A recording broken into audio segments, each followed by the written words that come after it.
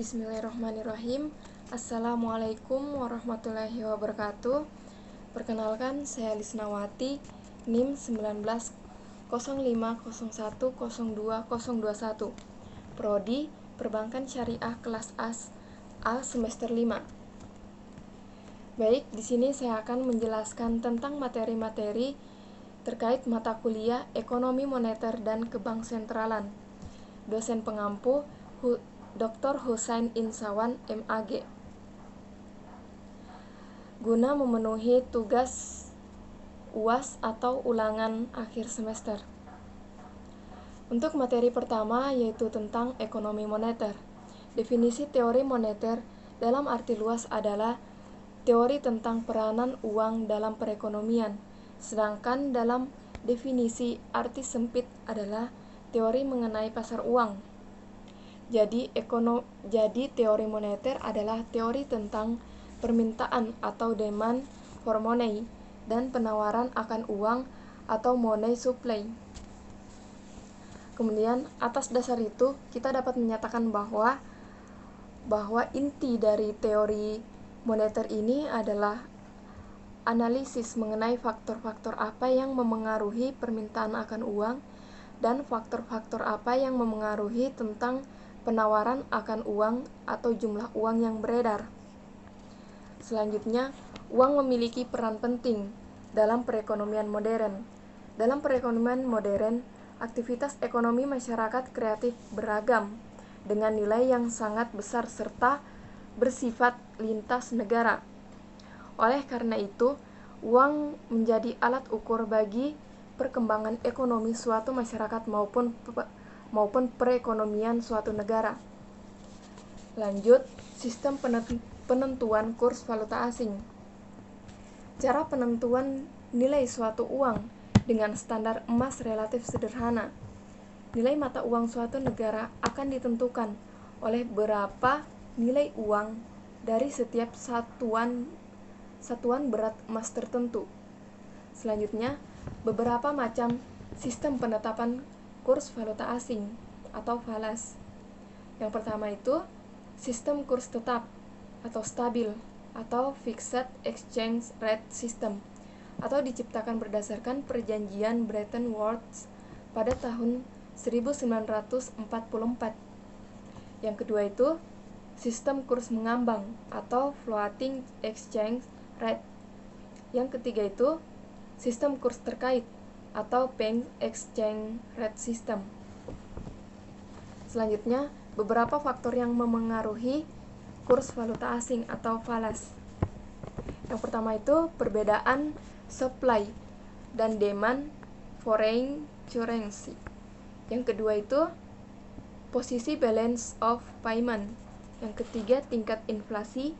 Yang keempat tingkat bunga. Yang kelima tingkat pendapatan.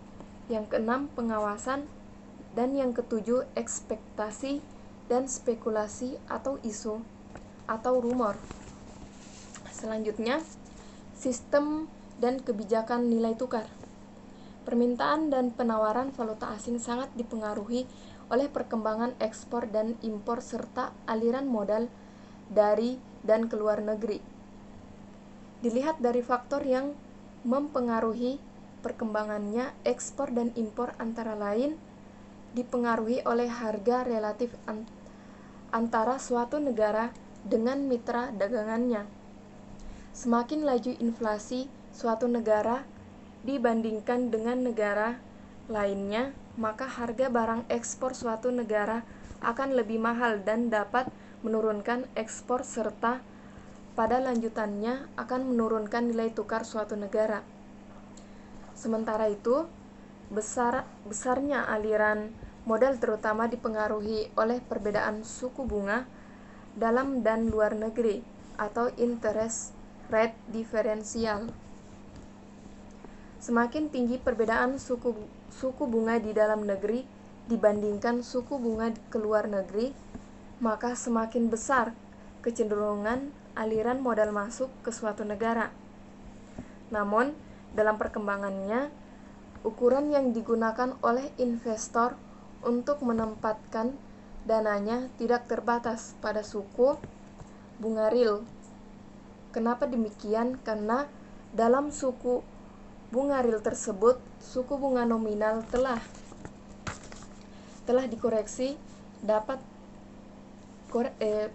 sudah dikoreksi dengan laju inflasi.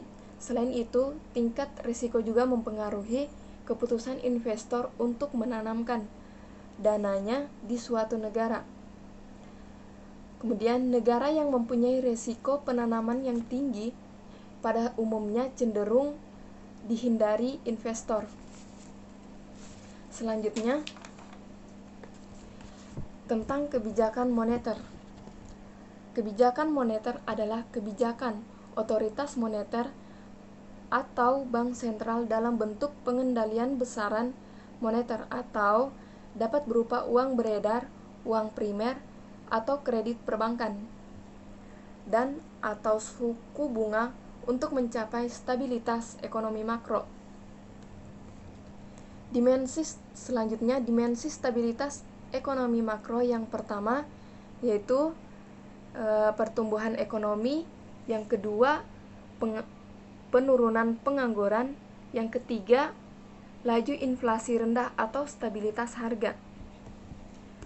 Kemudian kebijakan ekonomi yang menjadi bagian integral dari kebijakan ekonomi makro yang bertujuan untuk menjaga keseimbangan kegiatan ekonomi dengan tingkat pertumbuhan ekonomi yang berkesinambungan. Selanjutnya, instrumen-instrumen kebijakan moneter, yaitu terdapat ada 3. Yang pertama itu operasi pasar terbuka, fasilitas diskonto, dan cadangan wajib minimum. Dalam pengertiannya, operasi pasar terbuka berbentuk kegiatan jual beli surat-surat berharga oleh bank sentral, baik di pasar primer maupun pasar sekunder, melalui mekanisme lelang ataupun non-lelang.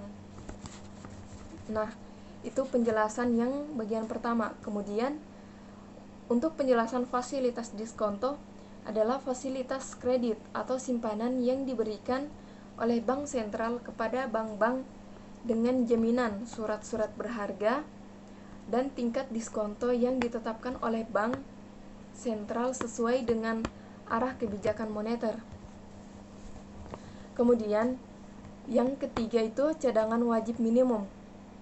Cadangan wajib minimum adalah suatu jumlah alat likuid minimum yang wajib dipelihara oleh bank komersial.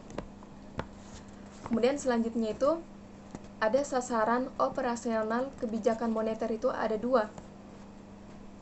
Yang pertama itu pendekatan harga berdasarkan pada hipotesis bahwa pengendalian terkait harga secara efektif dapat mengendalikan stabilitas perekonomian. Yang kedua itu pendekatan kuantitas didasarkan pada hipotesis bahwa pengendalian besaran-besaran moneter secara efektif dapat mengendalikan stabilitas perekonomian. Jadi kedua ini adalah sasaran operasional kebijakan moneter. Selanjutnya, dalam ekonomi moneter terdapat paradigma baru dalam kebijakan moneter.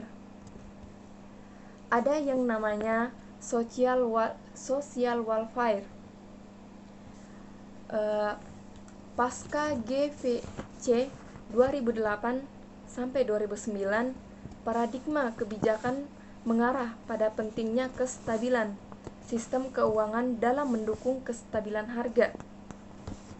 Kemudian dalam paradigma juga kompleksitas permasalahan dan tambahan sasaran kebijakan mengisyaratkan perlunya penguatan strategi bauran kebijakan atau policy mix. Yang pertama, monetary policy. Yang kedua, microprudensial policy. Dan yang ketiga, capital flows management. Selanjutnya, dalam konteks perekonomian kecil dan terbuka atau small open economy, perlu didukung oleh penguatan kelembagaan atau melalui koordinasi dan strategi komunikasi. Jadi, itulah penjelasan terkait materi tentang ekonomi moneter dan kebanksentralan. Sekian dari saya. Terima kasih. Wassalamualaikum warahmatullahi wabarakatuh.